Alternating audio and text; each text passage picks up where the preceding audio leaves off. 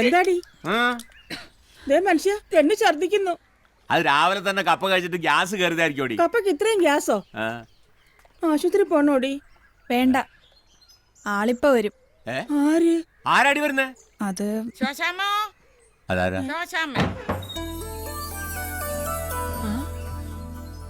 നേരെ നിക്കടാ. കൊച്ചിരാണിയെ വിളിക്കേ. എന്നാത്തിനാ വിളിക്കേ? എന്നെ ചക്കട്ടമ്മ എല്ലാരൂടെ എന്നാടാ കാര്യം പറ. അത് നിങ്ങളെ ഞാൻ തല്ലത്തില്ലെന്ന് പണ്ടേ പറയുമായിരുന്നില്ല. കാരണം എന്നായാലും നിങ്ങൾ എന്റെ അമ്മായച്ചനാകുന്നുള്ള കാര്യം എനിക്ക് ഉറപ്പായിരുന്നു. അമ്മായിയച്ഛനാ? ആരുടെ അമ്മായിയച്ഛൻ? എന്റെ. ഇറങ്ങി പോടാ. ചക്കട്ടമ്മേ, മോനെ വിളിച്ചോണ്ട് പോ. അപ്പാ, അവരെ എങ്ങനെ ഇറക്കി വിടാൻ പറ്റത്തില്ല. അപ്പനും അമ്മച്ചി എന്നോട് ക്ഷമിക്കണം. ഞാൻ ഛർദിച്ചത് ഗ്യാസ് കയറിയിട്ടല്ല.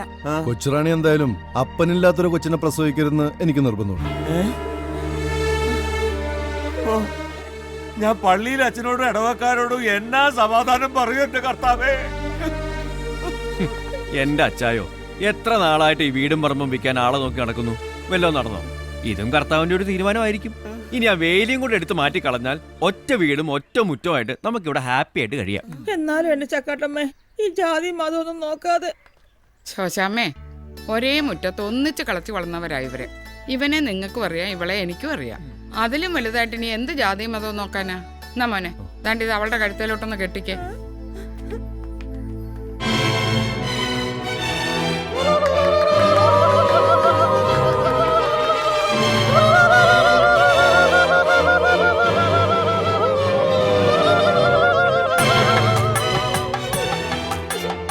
ആ വലതുകാല് വെച്ച് അകത്തോട്ട് കയറിക്കോ. ഇനിയിപ്പോ ഇവൻ അങ്ങോട്ട് വിടണ്ട. അവിടെ ആള് കൂടിയതുകൊണ്ട് കിടക്കാൻ സ്ഥലവും ഇല്ല, മുറിയില്ല. ഇനിയിപ്പോ ഇതെല്ലാം അവന്റെ കൂടെ ആണല്ലോ. ഇപ്പൊ സമയം കളയണ്ട, അകത്തോട്ട് കയറിക്കോളൂ. ചെല്, സ്വന്തം വീട് പോലെ കരുതിക്കോണേ. ആ ശോശാമ്മേ, അവന് കരിമീൻ വലിയ ഇഷ്ടമാ. എനിക്കറിയാം, മുളകിട്ട കറിയല്ലേ. അത് തന്നെ. ഉച്ച തിരിഞ്ഞ് രണ്ടിനെയും വിരുന്നിന് അങ്ങോട്ട് വിട്ടേക്കണം. അത് തന്നെ. ഞങ്ങള് പോവാ. വാ മദറേ, ആ കാര്യം ഓക്കെ. ടാറ്റാ.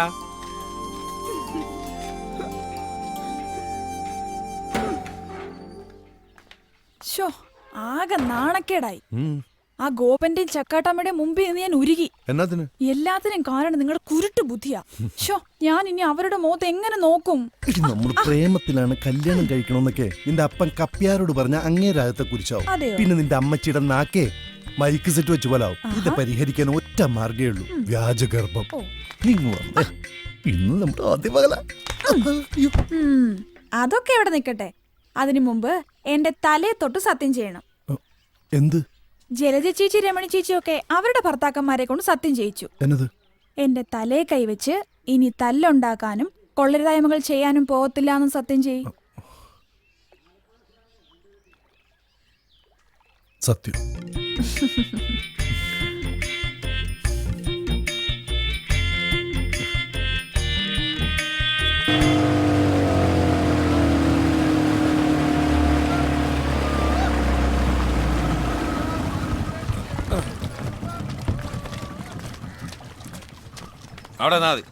കുര്യച്ചൻ മുതലാളി നമസ്കാരം. ഇയാൾ എന്തോണ്ടാക്കാനോ മാനേജറാണെന്ന് പറഞ്ഞോണ്ടിരിക്കുന്നേ? എന്നാ പറ്റി? കുര്യച്ചൻ ഇരിക്ക്. ഇരുന്നുണ്ടറങ്ങാനൊന്നും വന്നൊന്നുമല്ല. ആ ഗോവന്റെ ബോട്ട് എത്തിയ നേരം എന്തായി? അത് കുര്യച്ച, ഇയാൾ ഇനിയൊന്നും പറയണ്ട. നാളെ ഉണ്ടാക്കുന്നു പറയാൻ തുടങ്ങിട്ട് നാളെ കുറയായി. ഇനിയിപ്പോ നാളെ നോക്കണ്ട, ഇന്ന് ജപ്തി ചെയ്തിരിക്കണം. കാശടച്ച ആളിന്റെ ബോട്ട് ജപ്തി ചെയ്യാൻ പറ്റത്തില്ലല്ലോ. എന്താ? ഇന്ന് രാവിലെ അവൻ കാശടച്ചു. ഗോപനാണ് ഈ വീടിന്റെ ഐശ്വര്യം. അത് കെട്ടുപോകരുതെന്നും പറഞ്ഞ് രമണിച്ചേടത്തിയും ജലജച്ചേടത്തിയും കൈ കിടന്ന വളയും മാലയും ഊരി തന്നൊരു പറച്ചില. വിറ്റോ പണയം വെച്ചോ ബാങ്കിൽ പോയി ലോൺ അടയ്ക്കാൻ. എടാ, ഭാഗ്യം ഏട്ടത്തിമാരുടെ രൂപത്തിലും വരുമെന്ന് ഇപ്പൊ നിനക്ക് മനസ്സിലായല്ലോ. മനസ്സിലായി. പൊന്നിനേക്കാൾ വലുതാണ് കുടുംബത്തിന്റെ സന്തോഷമെന്ന് അവർക്കറിയാം. അതുകൊണ്ടാ. നാളെ കാണാം. ജോക്കർ ജോസ് പാൻഡേ കയറിയോ? അപ്പൊ അത് നീ അറിഞ്ഞില്ലേ? ഇല്ല. അവനിപ്പോ ഇവിടുത്തെ 10 രൂപയുടെ കളിയൊന്നും പോരാന്ന്. 1000 രൂപയുടെ കളി ആലപ്പുഴയിലുണ്ടെന്നും പറഞ്ഞ് അങ്ങോട്ട് പോകാൻ ബോട്ട് കാത്തു നിൽക്കുക. അവസാനം നിക്കറും കയറിയേ വരൂ. എന്താ അവന്റെ ഗെറ്റപ്പ്? നിന്റെ കാശ് പോക്കാ. വട ഗോപ. ചന്ദ്രേട്ടാ, മാമച്ചൻ എന്തോ ഉറപ്പിച്ചിട്ടുള്ള പോക്ക. ഹലോ, എങ്ങോട്ടാ? നിന്നോട് പറയേണ്ട കാര്യമില്ല. വേണ്ട, പക്ഷെ വിസയുടെ ബാലൻസ് 10,000 രൂപ എനിക്ക് തിരിച്ചു തരുന്ന കാര്യം ഇപ്പൊ പറയേണ്ടി വരും. ഏത് 10,000? നീയും എന്റെ ഭാര്യ മേരിക്കുട്ടി തമ്മിൽ എന്തെങ്കിലും ഇടപാടുണ്ടെങ്കിൽ അത് നിങ്ങൾ തമ്മിൽ തീർത്തോണം. ഞാൻ നിന്റെ ഒന്നും വാങ്ങിയിട്ടില്ല, നിനക്കൊന്നും തരാനുമില്ല. അത് ശരി.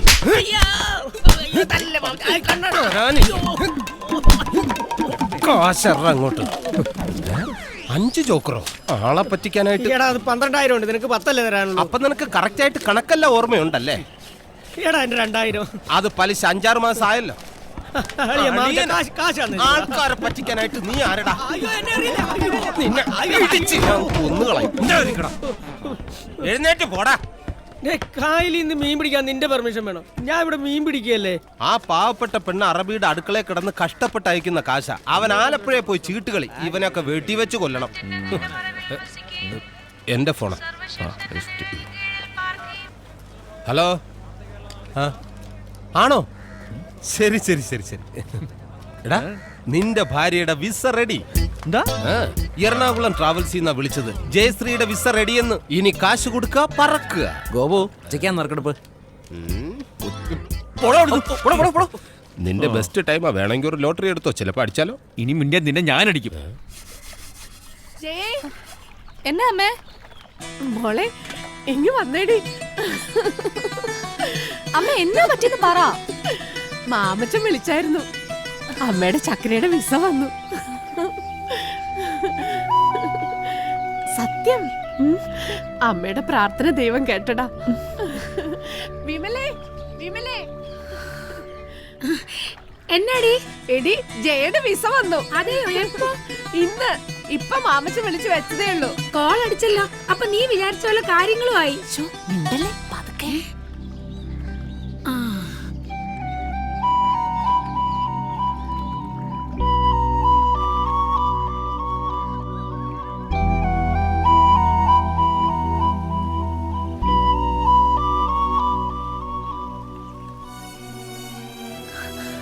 ഞാൻ എങ്ങും പോകുന്നില്ല.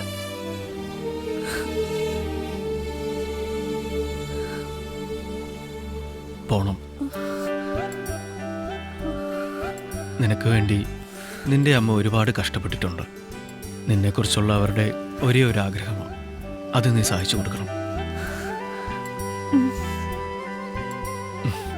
എത്ര നാൾ കാത്തിരിക്കാനും ഞാൻ തയ്യാറാ. ഈ സാധാരണ ഭർത്താക്കന്മാർ ദുബായിക്ക് പോകുമ്പോൾ ഭാര്യമാരല്ലേ കാത്തിരിക്കുക. ഇതൊരു ചേഞ്ച് ആയിക്കോട്ടെ. താൻ ദുബായിക്ക് പോകുന്നു, ഞാനിവിടെ കാത്തിരിക്കുന്നു. അതെയോ?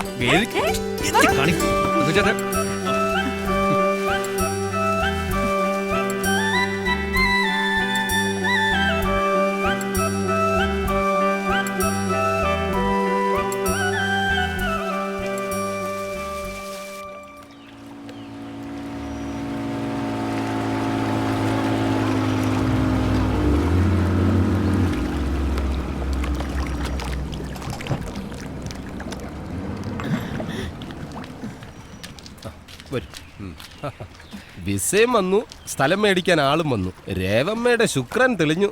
ഒക്കെ ദൈവത്തിന്റെ അനുഗ്രഹം. അല്ലെങ്കിൽ ഇത്ര പെട്ടെന്ന്. ഇത് ജേക്കബ് സാറ്, ആലപ്പുഴ കല്ലുപാലത്തിന്റെ തെക്ക് സെന്റ് ജോർജ് ടിമ്പേഴ്സിന്റെ ഓണറാ. നമസ്കാരം. ഞാൻ രേവമ്മ, സ്റ്റേജ് ആർട്ടിസ്റ്റാ. നാടകം ബുക്ക് ചെയ്യാൻ വന്നതല്ല, കാര്യങ്ങളൊക്കെ ഞാൻ പറഞ്ഞിട്ടുണ്ട്. ശരി ശരി. സാറിന് 2-3 ഹൗസ് ബോട്ട് ഉണ്ട്. ഈ ബോട്ടിലെ പണിക്കാർക്ക് ഈവനിങ് സ്റ്റേ ചെയ്യാൻ ഒരു സ്ഥലം വേണമെന്ന് സാർ എന്നോട് പറഞ്ഞപ്പോഴേ ഞാൻ പറഞ്ഞു പറ്റിയ സ്ഥലം എന്റെ കൈവശം ഉണ്ടെന്ന്. നല്ല കണ്ണായ സ്ഥലമല്ലേ? എത്ര വില വേണേലും തരാന്ന് പറഞ്ഞു എത്ര പേരാ ഇവിടെ വന്നത്. ഞാൻ കൊടുത്തില്ല സാറേ. പിന്നെ ഇത് മോളുടെ കാര്യമായപ്പോ. ഇത് 10 സെന്റ് ഉണ്ടോ? ദേ, ആധാരത്തിന്റെ കോപ്പിയുണ്ട്. എന്തേലും സംശയം ഉണ്ടെങ്കിൽ വില്ലേജ് ഓഫീസിൽ ചോദിക്കാം. ആധാരത്തിൽ 10 സെന്റേ ഉള്ളൂ. പിന്നെ ഞാൻ വളരെ കഷ്ടപ്പെട്ട് അറ്റവും മൂലയൊക്കെ കുത്തി വളച്ച് 1/2 സെന്റും കൂടി ഇതിൽ ചേർത്തിട്ടുണ്ട്. പോയോ? ഹലോ, എന്തായി? സംസാരിച്ചോണ്ടിരിക്കുക. അവിടെ വില പറഞ്ഞാ? ആ, വരുന്ന വഴിക്ക് മാമച്ചൻ പറഞ്ഞത് സെന്റിന് 1 ലക്ഷം വെച്ച് വേണമെന്നാ. നീ ആയിട്ട് കുറപ്പിക്കാനും നിൽക്കണ്ട. രേവമ്മനെ മാമച്ചനെ ഒന്ന് കൊതിപ്പിച്ച് നിർത്തിക്കോ. ഭയങ്കര വേണ്ടത് പിന്നെ തീരുമാനിക്കാം. ശരി.